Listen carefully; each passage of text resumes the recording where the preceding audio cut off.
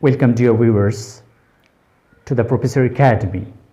Today we will discuss about 10 golden rules on spelling in an English grammar. Without spelling you will have not a perfect command or English language. So let's begin from the rules number first, which is about when the suffix full is added to a word, one L is removed. For example, faith+full. F-U-double-L, faithful. And this word, which is a faith is a word here. If you want to add a suffix like full contain double L, we'll omit one L from the full and we will be left only with faithful, F-A-I-T-H-F-U-L. We will be left only with faithful because faithful is the right spelling here. Similar example is use is a word, and if you want to add a suffix full, then we'll have useful contain. Here we omit this one L. This one L is being omitted from the word full, and in the right spelling we'll use only single L here. If you use double L, then it will be wrong according to English grammar and the rules number first. Let's proceed to rules number 2. In rule number 2, if the word to which the suffix full is added ends in double L, one L is removed from the words also. In these rules, we are talking about the word which also contain a double L. And if you want to add a suffix which also contain a double L, I mean that there are two words which contains double L. Then we'll proceed and will remove one L from the word and the other L will from the suffix. For example, let's come to the example. Here the example is skill, S-K-I-L-L, skill. Here the skill is a word which contains double L. Also full is a suffix here which contain a double L too. So the right spelling will be skillful, S-K-I-L-F-U-L, not S-K-I-L-L-F-U-L-L, because it will be wrong according to the rules number 2 in English grammar. Similar examples are willful. So we'll write only willful, single L with the will, and full we'll omit one L from the full. So we'll omit these L's. This L will be omitted in right spelling and this L will be omitted in the right spelling. It's up to you that whatever you want to omit this L or this L. It will not affect the real spelling. So we'll be left only with willful. Let's head toward rule number 3 in English grammar spelling. Rule number 3 is about words of 2 or 3 syllable ending in single vowel plus single consonant double the final consonant if the last syllable is stressed. For example, we are having a word permit. I will write here permit is a word. Permit. If you want to add ed, we will double this consonant t, because in rule number 3 we have learned or we have understood that if there is a single vowel and a single consonant in a 3 or more syllables word, we will double this consonant t.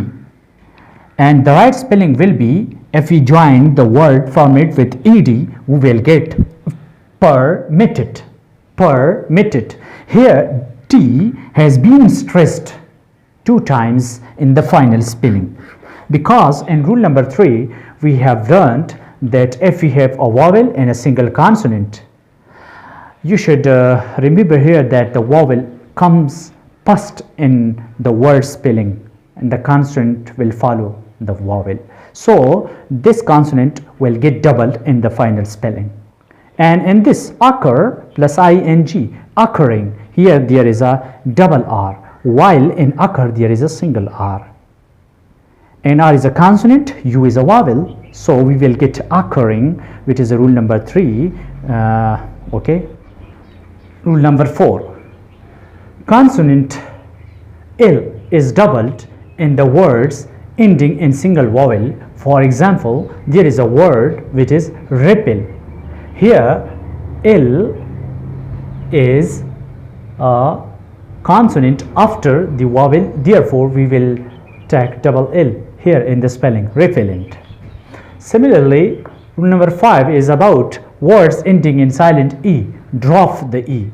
Why? Because after E there is a suffix which starts with word I. Therefore I mentioned here that drop E before a suffix beginning with a vowel. If a vowel suffix, if there is a suffix start from the vowel word, so we will drop this silent E.